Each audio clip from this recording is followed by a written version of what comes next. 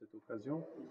Je voudrais vous demander 15 secondes, après avoir entendu tous mes collègues, il faut que je parle de quelque chose très rapidement, d'un domaine qui n'est pas de mon domaine.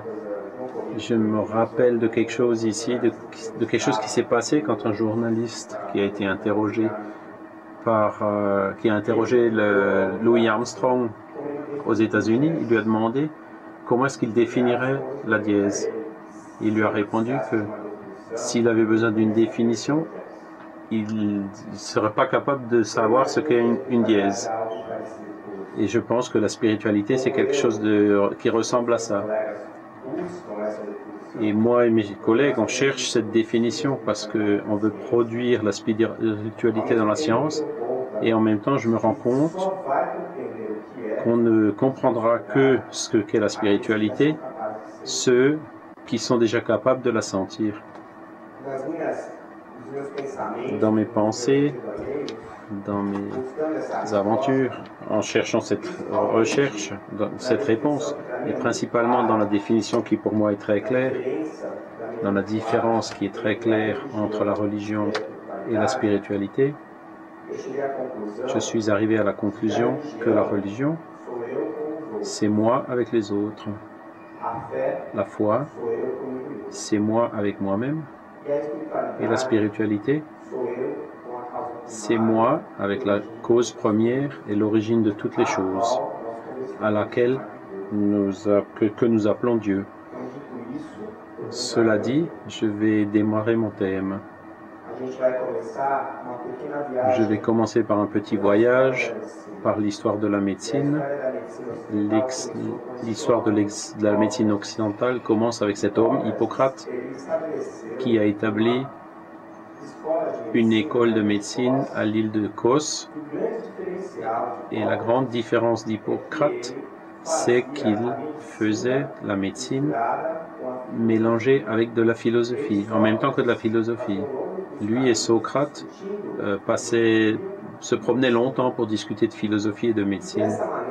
Et ainsi, il a inclus de façon très consistante la question méthodologique, logique, rationnelle et donc scientifique à la médecine.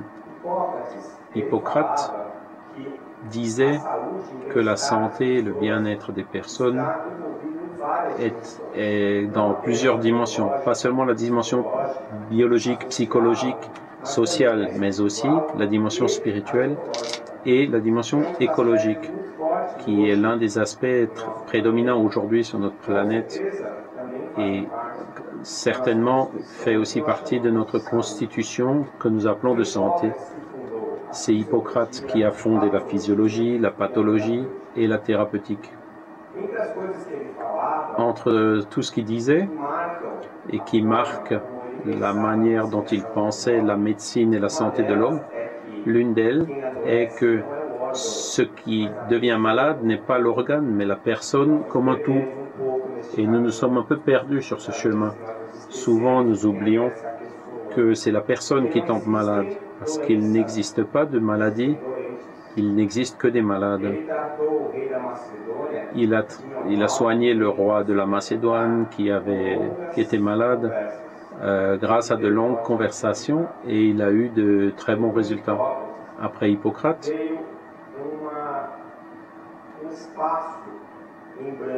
il y a eu un grand intervalle parce que quand Hippocrate est mort, aucun de ses disciples ne pouvait atteindre ses connaissances et la perception qu'il avait de l'humanité et de la santé. Et pour cela, les techniques et les pensées d'Hippocrate se sont perdues avec le temps. Jusqu'à ce qu'est venu Claude Galen, un grand enthousiaste d'Hippocrate, mais aussi un grand enthousiaste de lui-même. Arrogant, il a dit une fois qu'il avait déjà écrit tout ce qui pouvait être écrit sur la médecine. Et Galen a écrit plusieurs livres, plusieurs traités, a établi une médecine qui est restée comme étant la médecine orthodoxe ou la médecine courante pendant plus de 2500 ans. C'est une médecine empirique où on faisait des sangsues, des saignées. Et la médecine est rentrée dans cet ostracisme de Galen pendant 2500 ans. Ceux qui ont réintroduit la médecine dans la science, celui qui l'a fait, c'est d'abord Paracels, qui a brûlé les livres de Galen comme une protestation envers cette médecine qui suivait un chemin sur lequel il n'était pas d'accord. Et une des phrases qu'il a dit, c'est une des plus grandes vérités que je vois aujourd'hui dans la médecine, c'est que le caractère du médecin peut agir plus positivement sur le malade que tous les médicaments et les chirurgies possibles. Je dis toujours à mes élèves que s'ils n'apprennent pas à parler, à écouter les malades, ils ne seront jamais de bons médecins. Un grand médecin et poète brésilien qui est mort récemment, Rubem Alves, a dit une fois qu'il y a beaucoup de cours d'oratoire, mais il n'y a pas de cours d'écoutatoire ou d'écoute. Nous parlons toujours, mais nous oublions d'écouter. Ambroise Barré, c'est un autre grand nom de la médecine qui a réintroduit la médecine dans la science.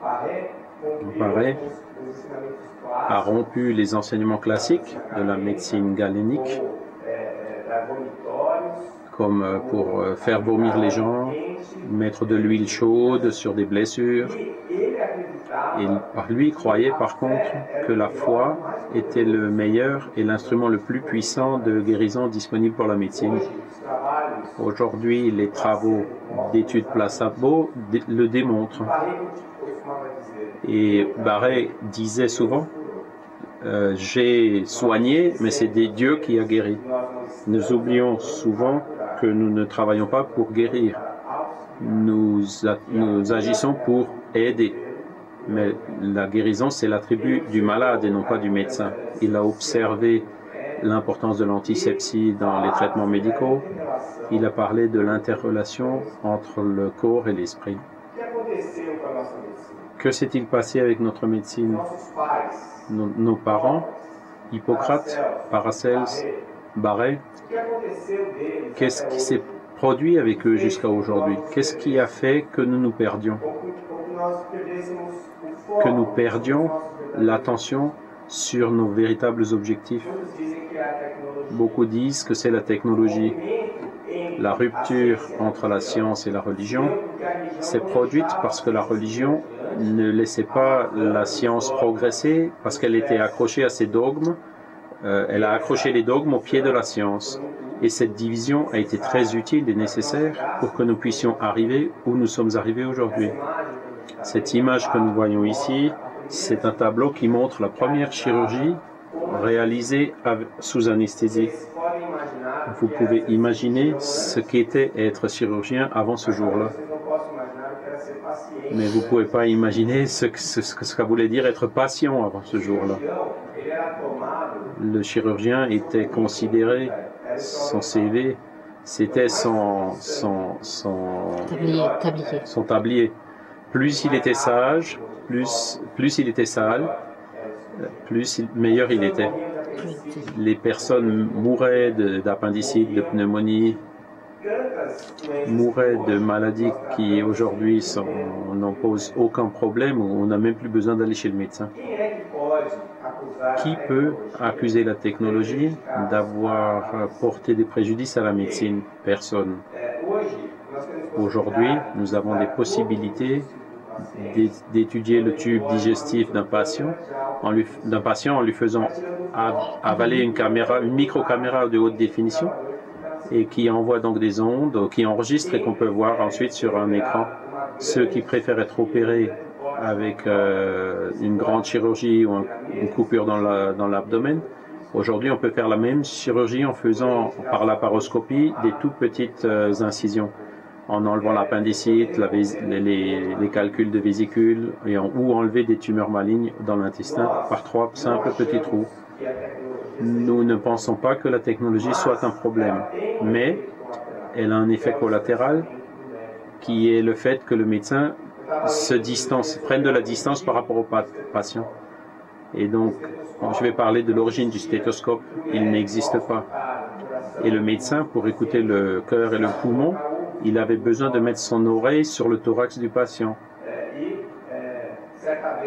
Et quelquefois, le médecin n'arrivait pas à mettre l'oreille pour écouter le cœur, parce que c'était peut-être une personne obèse avec une grande poitrine, qui avait une pudeur, et ça pouvait être impossible de mettre l'oreille sur son thorax pour écouter le cœur. Et donc il a eu une idée de faire un cône en papier et de mettre son oreille pour ainsi pouvoir écouter le cœur du patient. Et c'est par cette expérience qu'il a développé le stéthoscope, qui est encore aujourd'hui, est l'un des instruments les plus précieux pour le médecin. Ce qui s'est passé, c'est que le toucher et le contact physique a été évité d'une certaine manière ou est devenu inutile. Il y a beaucoup de courants médicaux qui disent que l'examen physique des médecins n'est plus nécessaire. Si avant, on avait besoin de toucher le patient pour prendre le pouls, pour écouter son cœur, aujourd'hui, je peux faire tout ça sans le toucher. Je peux faire ça même à distance, je peux faire ça même à distance sur Internet. Il suffit que le patient mette les appareils dans une position correcte. Alors, est-ce que c'est un problème? Personnellement, je suis chirurgien, j'ai choisi ce métier avant même de choisir d'être médecin. Je voulais être chirurgien, je ne voulais pas être médecin, parce que je pensais que c'était très bien ouvrir le ventre des patients et les sauver, enlever une tumeur, résoudre un problème d'infection.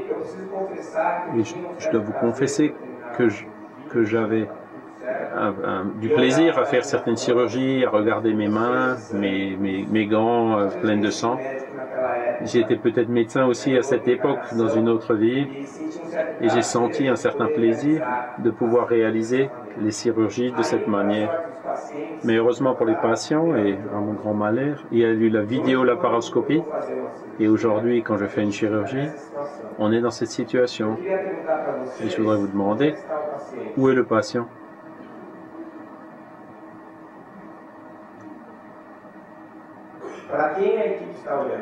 L'équipe, elle regarde. Qu'est-ce que regarde l'équipe? Le seul qui regarde le patient, c'est l'anesthésiste. Lui aussi a ses moniteurs pour vérifier ce qui se passe. Mais le patient, il est là-dedans, en dessous de toutes ces couvertures, et personne, les médecins ne le regardent même plus. Donc l'expérience, le toucher que j'avais, s'est transformé en un jeu de vidéogame. C'est bon pour le patient, il y a des réponses bien meilleures, mais encore une fois, je termine ma chirurgie, je regarde mes gants et il n'y a aucune tache de sang dessus. Et quand mon patient va au traitement intensif, il est envahi de sondes, de cathéters qui sont là pour l'aider, pour lui prolonger sa vie. Mais une chose que j'ai apprise avec un de mes professeurs à la faculté de Santos, à Modi Fechera-Nico, il m'a dit, Décio, quand tu arrives près du patient, il faut établir un contact. D'abord visuel, regarde dans ses yeux. Deuxièmement, le toucher. Prends son pouls.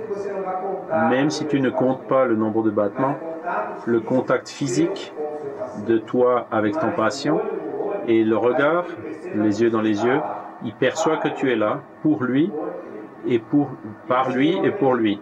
Et c'est comme ça que j'ai appris. Souvent, au-delà de tout ça, je me suis habitué à faire quelque chose de plus, qui est de mettre la main sur la tête du patient. Je fais cela parce que dans mes souvenirs, quand j'étais malade, j'avais envie de vomir, ma mère mettait sa main sur ma tête et cela me confortait beaucoup. Et donc j'ai fait ça aussi avec mes patients. De façon générale, ils aiment bien. Comment est-ce que je vais prendre le pouls ou mettre la main sur la tête de ce patient?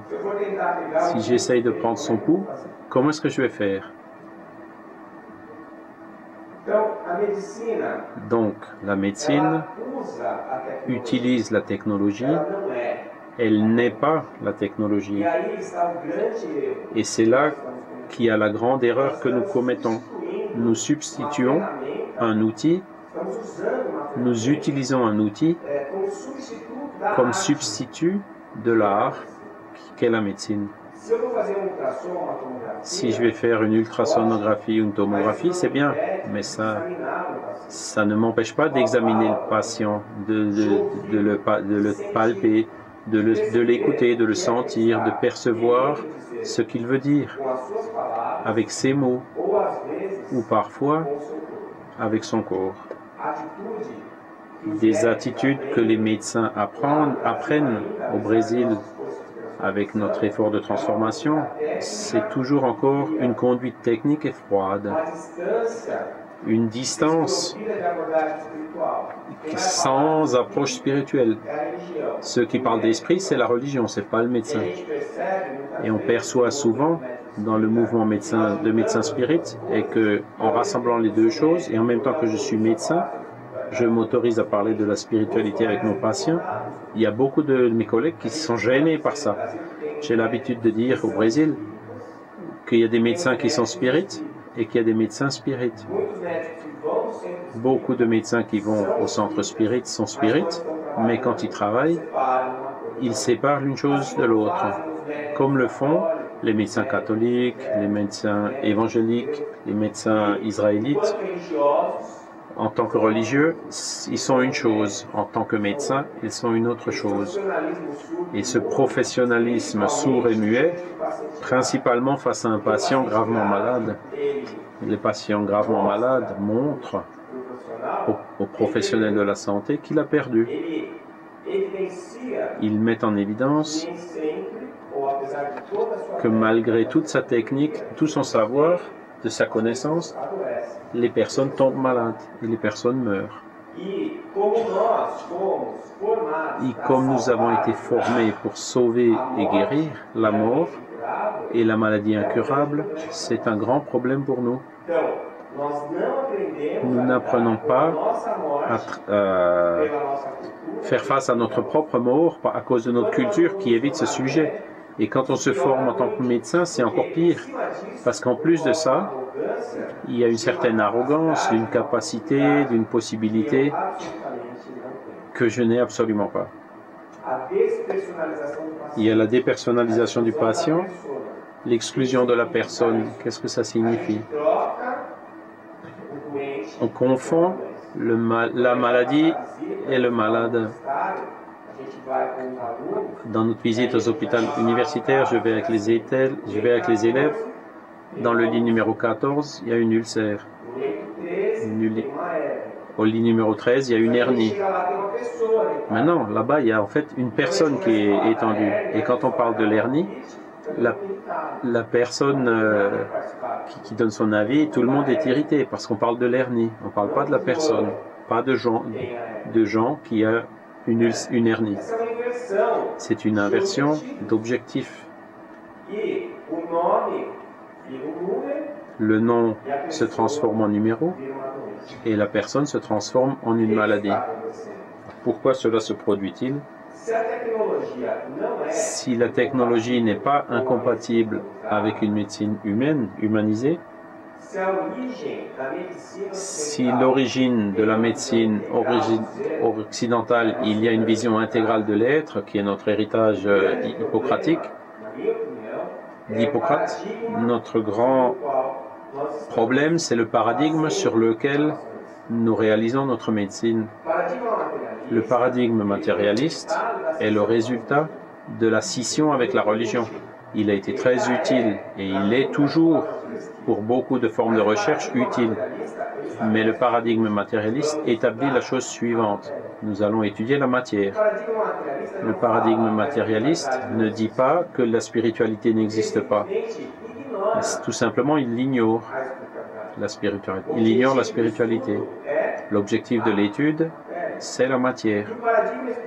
Et le paradigme spiritualiste ne nie pas la matière. Le paradigme spiritualiste ne nie pas la matière. Simplement, il admet l'existence de quelque chose en plus de la matière et qu'une certaine forme est lié avec cette matière. Donc la personne ne peut plus être réduite à son corps biologique. Parce que ici, nous allons continuer à faire la médecine que nous faisons. L'homme, c'est une machine, comme si c'était une montre. Et le médecin, c'est le réparateur de la machine.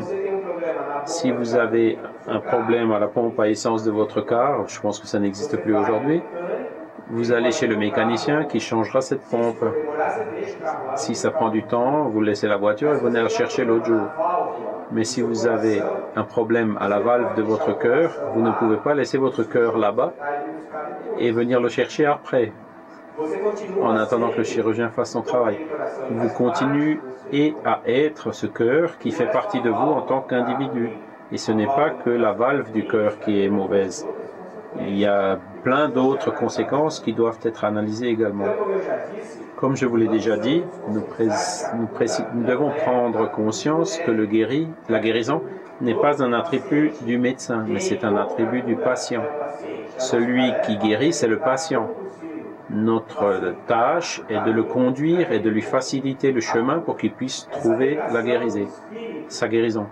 Cette négation de l'esprit qui forme la base des matérialistes et non pas du paradigme, parce que comme j'ai dit, le paradigme, il fait que ignorer, ce sont les matérialistes qui, avec la peur de la transformation et des changements, s'opposent au spiritualisme. Ils font le rôle que l'Église elle avait dans le passé, qui a créé ce traumatisme que les scientifiques ont encore aujourd'hui de la religion. Et beaucoup de scientifiques aujourd'hui se comportent de façon similaire en gérant des dogmes scientifiques qui en vérité ne sont que des préjugés. Et cette négation de l'esprit augmente beaucoup notre illusion de pouvoir. Le problème de l'illusion du pouvoir, c'est que toute illusion génère une grande déception. Quand nous trouvons une vérité, quand nous percevons une erreur, nous avons une profonde déception. Et dans le cas du médecin, cette illusion génère une omnipotence, que moi je suis au-dessus, je vais résoudre le problème de l'autre. L'autre ne sait pas, c'est moi qui sais. Je sais ce qui est mieux pour lui. Je sais ce qu'il doit faire. Je sais ce qu'il doit faire. Nous ne suggérons pas, nous ordonnons. Et quand ça ne marche pas, la faute, c'est toujours du patient, parce que nous appliquons la technique de la manière comme elle devait être appliquée. Le grand problème, c'est quand nous devons faire face à la mort. La mort n'a jamais eu un beau visage. Cette image, c'est d'un Dieu mexicain de la mort. Et pour nous, la mort est toujours sombre, c'est la peur. Pour nous tous, c'est comme ça, les humains. Mais pour le médecin, en plus de tout ça, elle apporte la peur de la souffrance. Et elle apporte aussi la frustration, la déconvenue. Tous les médecins que je connais sont passés un jour par tout cela. Ils ne se sont pas conformés d'avoir perdu un patient sur la table d'opération. Regardez ce qu'ils disent. J'ai perdu le patient, c'était mon patient. C'est une arrogance et une omnipotence qui se traduit dans notre langage sans même que nous nous en rendions compte. Nous devons faire le meilleur, mais nous devons percevoir que le meilleur de nous peut ne pas suffire. Et ce que nous jugeons qui est le pire pour le patient, parfois ne l'est pas. Parce que les patients ne sont pas des objets. Ils ne sont pas notre propriété. Ils ne sont pas à notre disposition. Et la famille n'est pas ceux qui viennent pour vous déranger. La famille n'est pas là que pour vous faire un procès à la fin si ça marche mal. Lorsque le patient tombe malade, la famille elle tombe malade avec lui. Et nous, les médecins, nous devons aussi donner de l'attention à la famille, tout comme nous la donnons à nos patients. J'ai l'habitude de dire que lorsque nous faisons un diagnostic grave d'une maladie sérieuse, il faut former une équipe. Et l'équipe, c'est les professionnels de santé, le patient et la famille.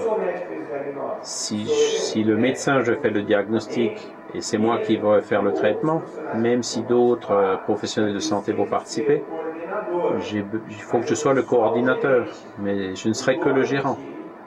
Le chef de l'équipe, c'est le patient. Il faut toujours que je le consulte, il faut toujours que je parle avec lui avant de prendre toute décision.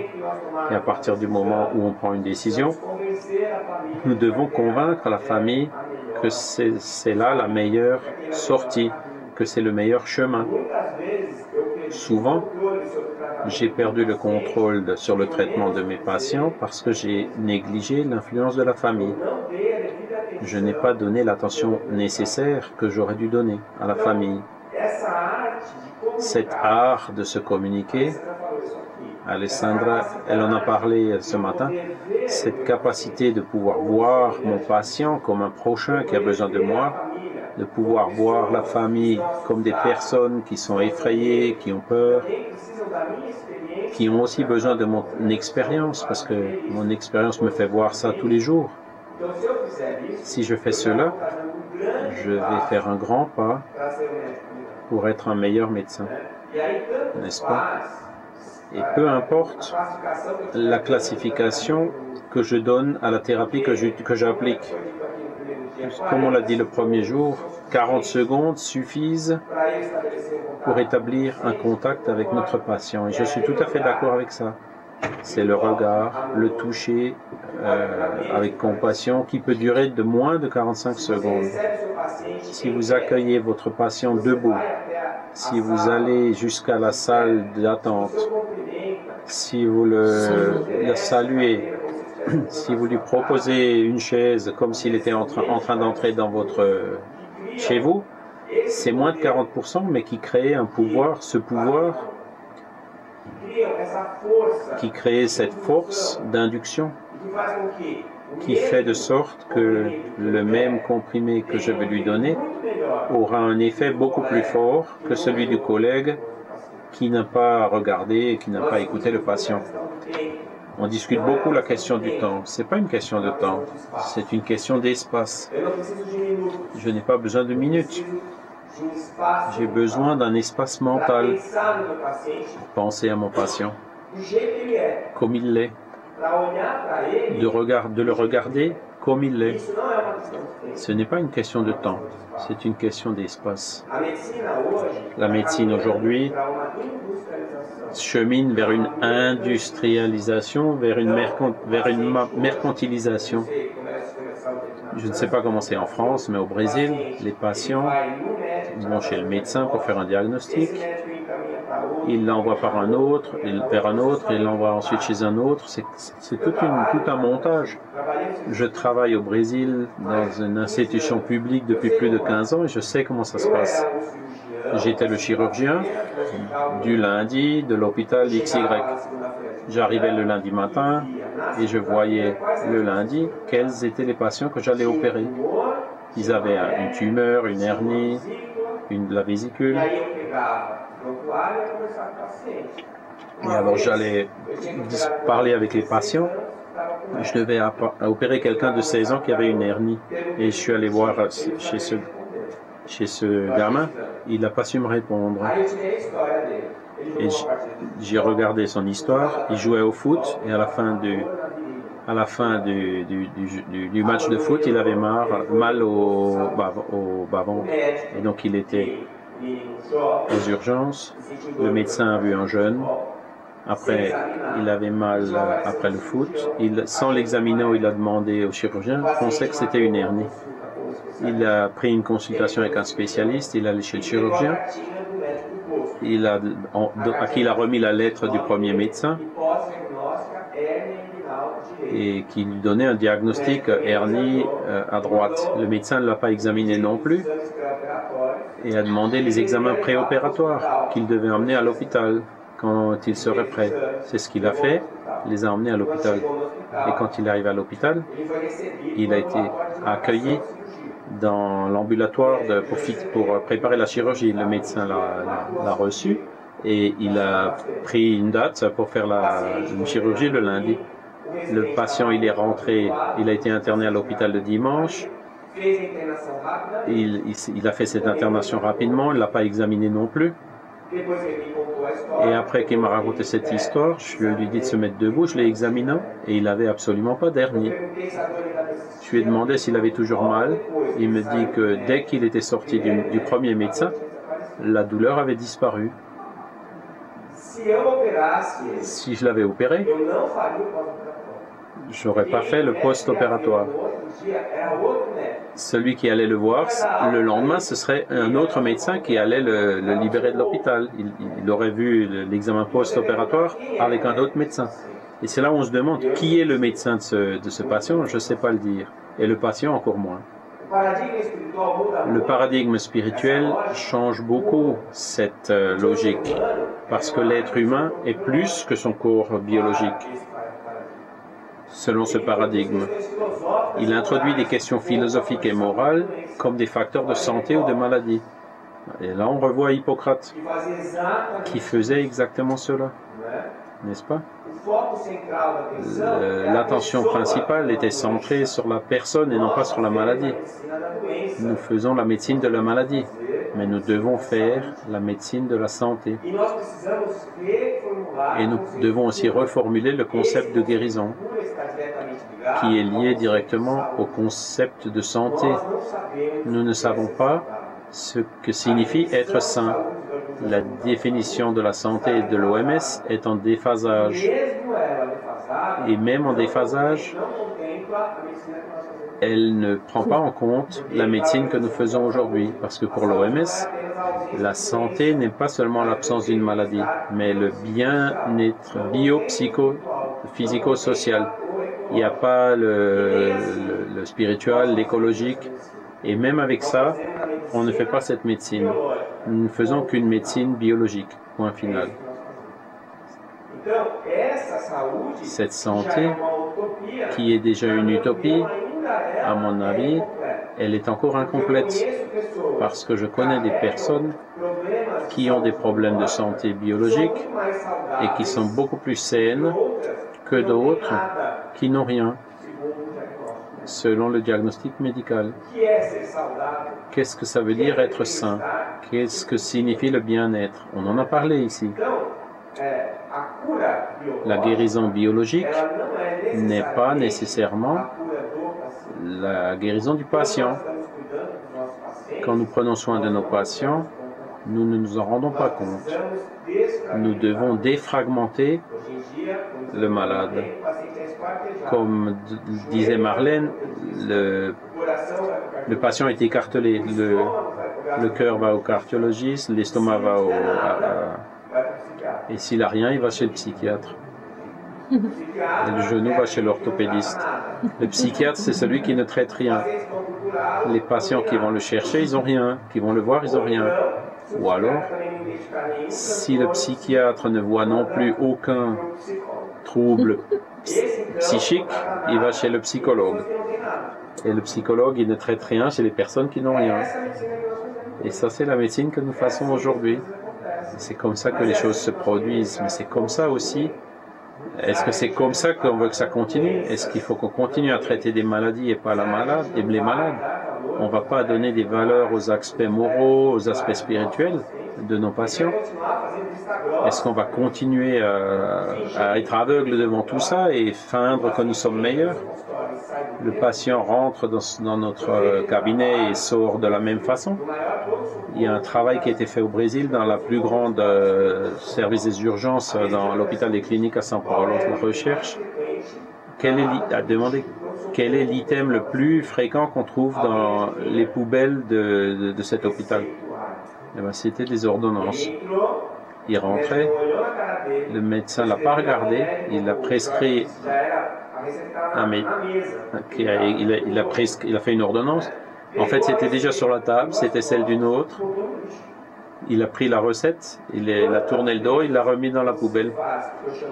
Combien de fois est-ce qu'on fait une consultation, ce que j'appelle une consultation thérapeutique?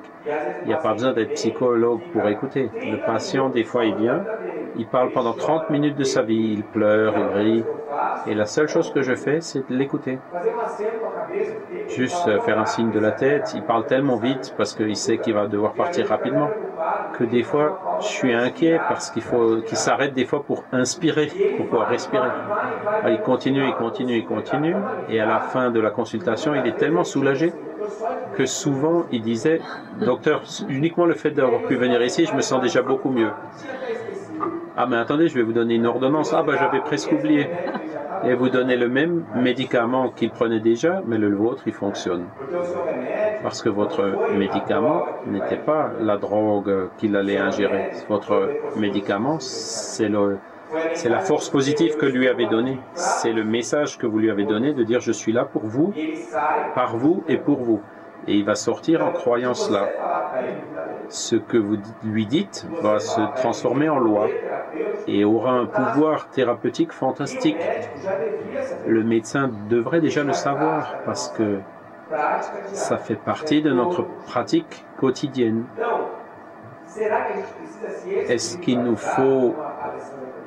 Est-ce que la science doit se spiritualiser, comme a posé la question Alexandra? Est-ce qu'un athée ne peut pas faire une bonne médecine? Non. L'essentiel, c'est d'être là par et pour le patient. Et en faisant ça, on va faire un effort pour le comprendre. Et donc, automatiquement, on se spiritualise. À partir du moment que j'ai une définition de ce que c'est que la spiritualité, quand elle se produit dans ma vie, je la reconnaîtrai. Quand je sens cela, je le perçois. Et je vais le percevoir. Je suis d'accord avec Dr Alexandra. Si je ne voudrais pas prendre soin des autres, je n'aurais pas fait de la médecine. L'argent qu'on dépense pour se former, pour se maintenir à jour, est supérieur que pour beaucoup d'autres professions. Et le retour financier, pour la grande majorité des médecins, n'est pas un retour financier abondant. Si vous êtes là, c'est parce que vous vous sentez bien. Et si vous sentez que vous aidez les autres, c'est parce que vous avez une spiritualité. Mais vous savez juste ne pas lui donner le nom. Accepter intrinsèquement la nécessité de Dieu. Il nous faut donc une théorie pour pouvoir expliquer les effets que nous voyons. Et Dieu, c'est la cause première de toutes les choses. C'est pas un petit vieux assis sur une chaise ou sur un nuage qui regarde si on fait les choses bien ou mal pour nous punir. Ça, c'est des histoires de notre infantilité, des histoires à dormir debout. C'est un héritage primitif, mystique, d'un Dieu anthropomorphique qui n'existe que dans nos têtes. Et peut-être c'est ce Dieu dont les matérialistes parlent. Mais ce n'est pas mon Dieu. Mon Dieu n'est pas un être. Pour moi, pour l'instant, selon mes possibilités, c'est un concept.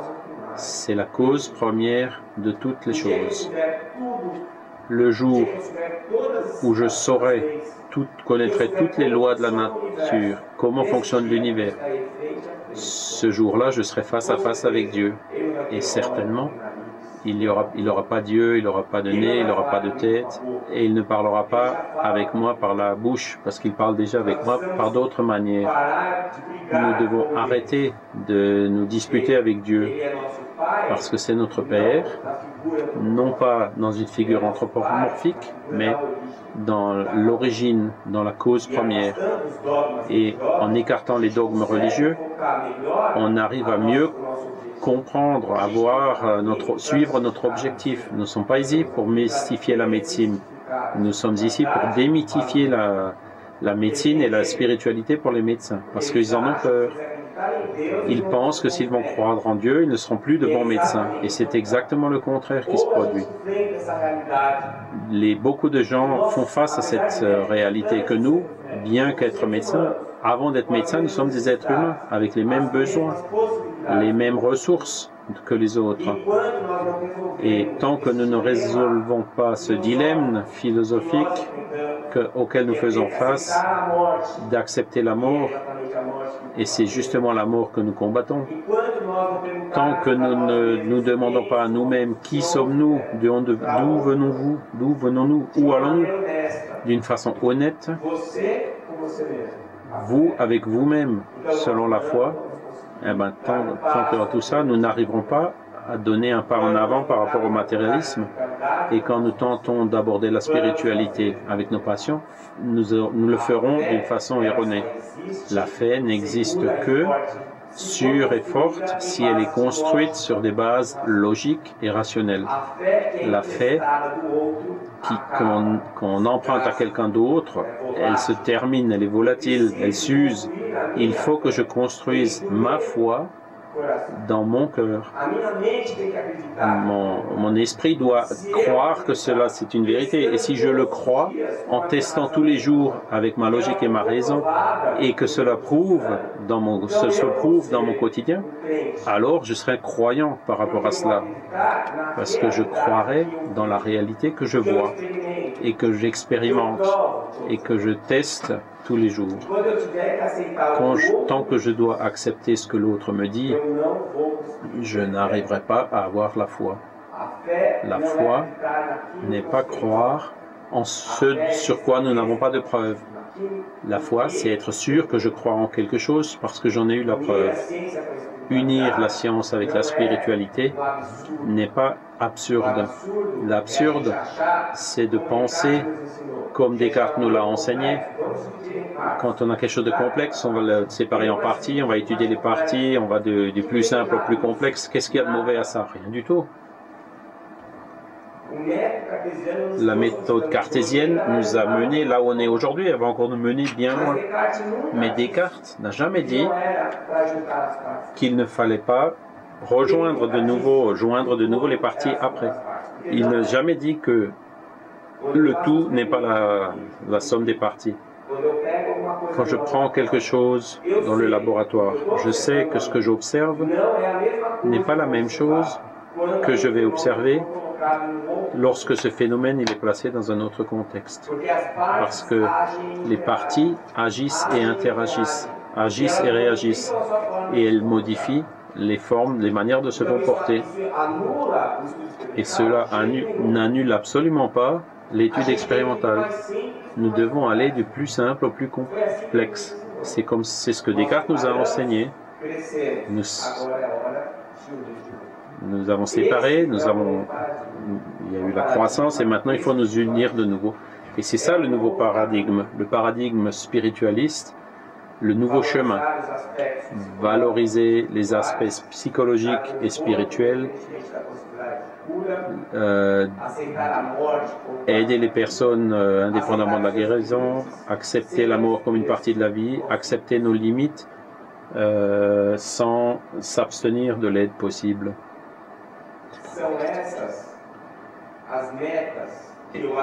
Et ce sont donc les buts que nous devons chercher. Savoir que nous sommes limités, mais sans pour autant être limités dans notre possibilité. Accepter la mort comme partie de la vie, mais ne pas m'y soumettre, mais la comprendre, afin que je puisse savoir moi-même accepter ma propre mort, que je puisse aider mon patient quand il arrive près de la mort. Docteur Elisabeth Kubler-Ross nous a montré ça de façon très claire. Donc, comme ça nous a été montré hier. Et de façon définitive, il faut percevoir que bien avant que les maladies physiques apparaissent, elles apparaissent dans mon esprit et dans mon psychologique. Donc, et lorsque nous examinons ces dimensions, nous faisons beaucoup plus de la prévention que à proprement parler, un traitement. Nous faisons plus la médecine de la santé et moins la médecine de la maladie. La relation médecin et patient n'existe qu'avec la confiance, qui n'existe qu'avec l'honnêteté. Je dis toujours à mes patients, au Brésil, il y a une culture de ne pas dire la vérité. Mais j'appelle ça le complot du silence. Le patient a un cancer et personne ne veut lui dire. Mais il va en oncologie faire de la radiothérapie. Il est là-bas avec plein de gens qui n'ont plus de cheveux. Il fait de la chimiothérapie. Il regarde ses membres de la famille. Et les membres de la famille font un sourire narquois et disent non, non, c'est... Le patient, en fait, il se trouve isolé, seul, parce que personne n'a le courage de lui parler de ce sujet. Le médecin ne doit pas faire ça. Parce à partir du moment qu'il a menti à son patient, il a perdu la confiance. Je ne connais aucune relation humaine qui survit au manque d'honnêteté. L'établissement des responsabilités, ce qui me revient et ce qui vous revient, ce que je dois faire, mon rôle en tant que médecin et quel ton rôle en tant que patient. Je vais te montrer ce que tu as, je vais te montrer la partie technique que tu ne sais pas, mais celui qui va décider de ta vie, c'est toi. Il y a donc une complicité qu'il faut former. J'ai appris qu'on ne peut pas s'impliquer trop avec son patient parce que sinon on va souffrir quand il va mourir. Et ensuite, en fonction du vécu de la pratique médicale, je me suis rendu compte que c'est le plus grand mensonge qu'on m'a raconté à l'université. Parce que quand le patient mourait, j'avais la frustration qu'il était mort et d'avoir rien pu faire pour lui. Et par contre, quand je ne suis plus impliqué avec mes patients, que je me suis permis de les aimer, de montrer de l'affection pour eux, ce qui s'est passé, c'est que je restais à côté d'eux jusqu'à la fin. Et quand ils mouraient, j'avais une sensation du devoir accompli. Ceux qui ne sont pas spirites ne vont pas le croire. Mais pour moi, c'était extrêmement important. J'ai déjà reçu des messages psychographiques de mes patients qui se sont désincarnés avec moi, en me remerciant parce que je suis resté avec eux, notamment au moment de leur départ. De médiums qui ne savaient pas les noms, rien de ces patients, et donc il y a eu les preuves d'identité. J'y crois, je l'ai vécu. C'est pour ça que je sais ce que c'est que la spiritualité. Je l'ai vécu, je le sens, elle est en moi. Je n'ai pas besoin de me donner à moi-même une définition. Il me faut une définition pour ceux qui n'ont pas encore compris ça. Parce qu'aujourd'hui, je n'arrive plus à concevoir la médecine sans ça. Si j'arrive pas à retirer sa tumeur de l'estomac, et donc que je peux me considérer comme un médecin incompétent, ou que mon intervention a échoué, il a écrit que ma présence à ses côtés le jour où il est mort était extrêmement importante pour lui parce que ça lui a apporté une sécurité. Et je me suis rendu compte que beaucoup plus que ma technique de chirurgie, ma spiritualité a été extrêmement utile dans le traitement et dans l'acheminement de son cas. Comment est la médecine aujourd'hui? C'est la déspersonnalisation. Le médecin qui veut sauver et guérir, que la mort est une tabou, la formation technique est exclusive, ainsi que la distance avec la spiritualité. Ça, c'est telle qu'elle est. Et telle qu'elle devrait être, selon le paradigme spiritualiste, c'est la personnalisation, réconforter, au lieu de sauver et de guérir, parler de l'amour et pas de l'interdire, une formation humaniste et pas technique.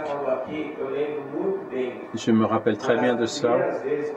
Une des premières fois quand je suis arrivé à l'association des médecins spirites, avant même d'être spirit, j'étais à la première réunion de l'association des médecins spirites, avant d'aller dans un centre spirit, et la première fois que j'ai entendu Dr Marlène Nobré parler, elle a dit « Nous, médecins spirites, défendons une position spiritualiste. Avant tout, nous devons être de très bons techniciens. » Et c'est exactement ce qu'elle vient de répéter ici. Parce que dès que vous défendez l'idée, ils vont regarder ce que vous faites. Les médailles, les couronnes que l'on met, qui sont les titres académiques, ne nous qualifient pas en tant que médecin. Mais ils qualifient notre parole pour pouvoir aller au pupitre et dire quelque chose et qu'il y ait quelqu'un pour écouter ce qu'on dit. Donc, cette formation technique est nécessaire et fondamentale, mais elle n'est pas suffisante. Il faut aussi une formation humaniste. Et pour nous qui sommes dans les universités, nous luttons pour introduire cette formation humaniste dans ces universités et faire de sorte que nos élèves ne soient pas que de bons techniciens, mais qu'ils puissent percevoir aussi où et comment ils vont utiliser cette technique. Ils ne vont pas faire ça sur des machines, sur des objets, ils vont faire ça sur des personnes. Et en refaisant ce pont entre la science et la spiritualité.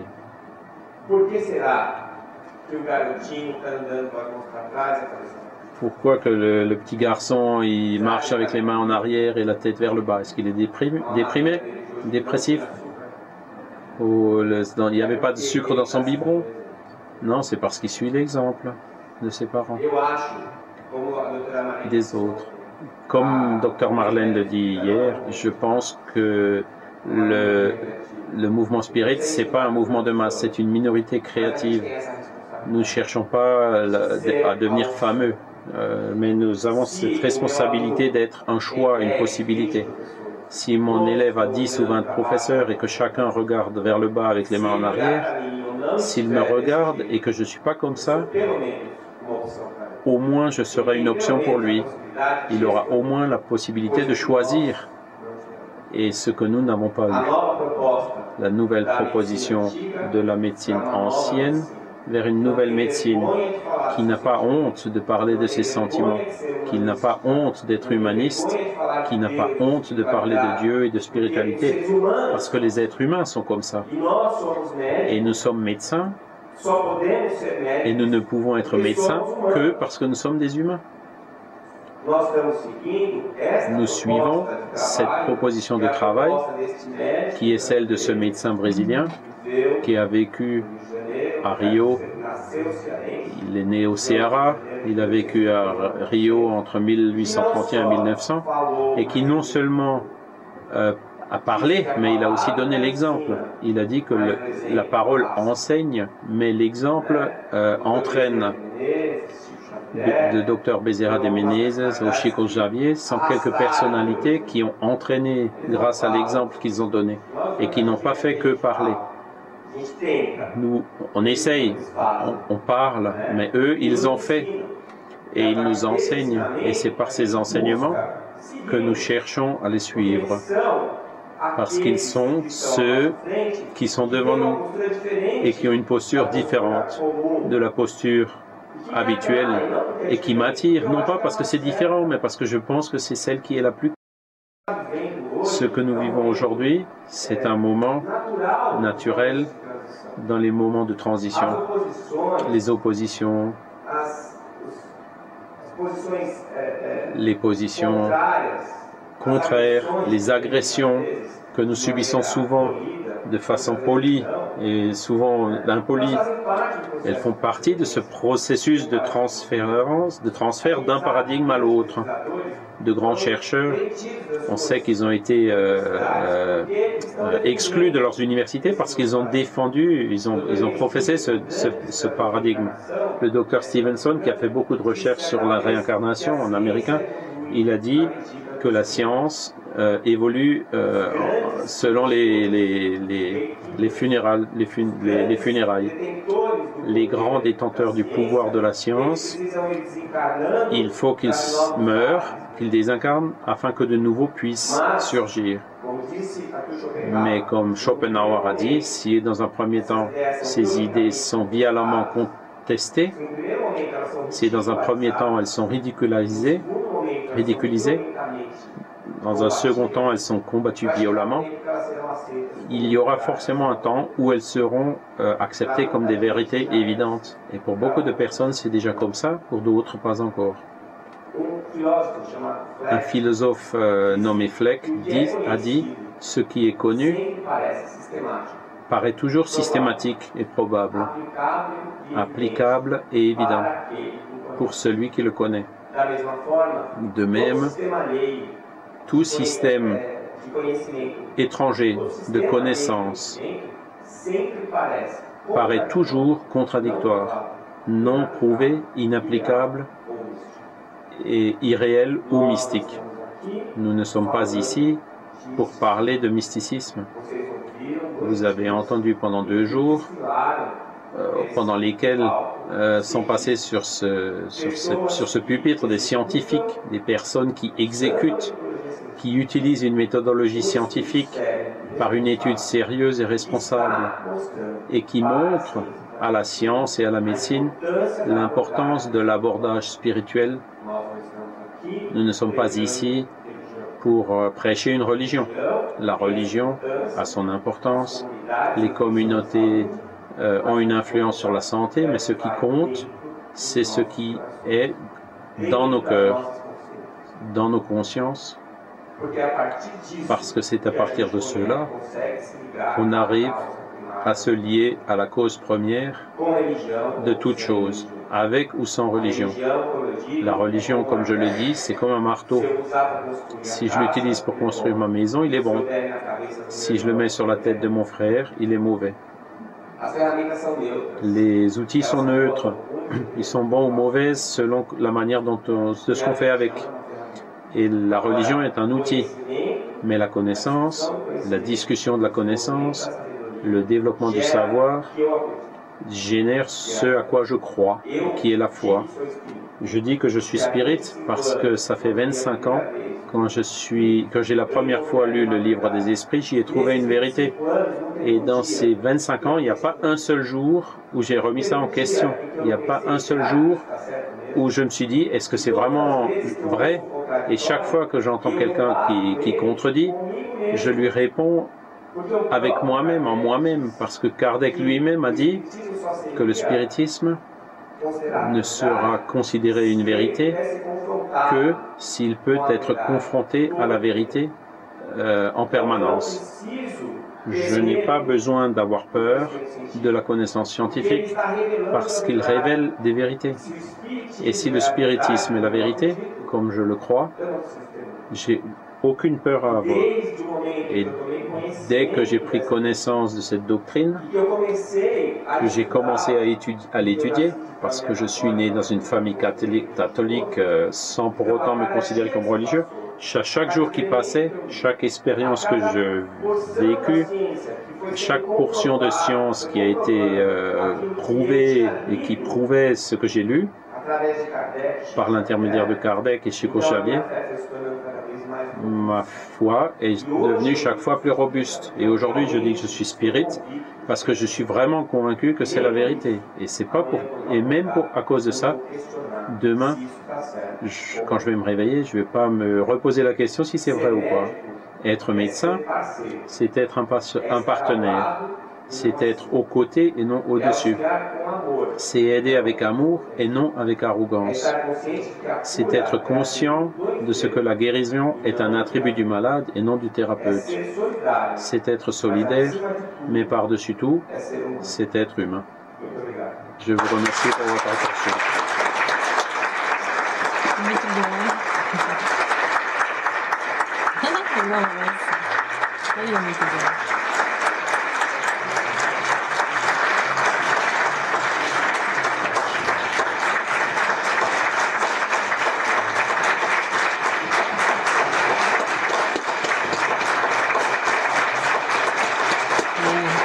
Ele foi apoiado.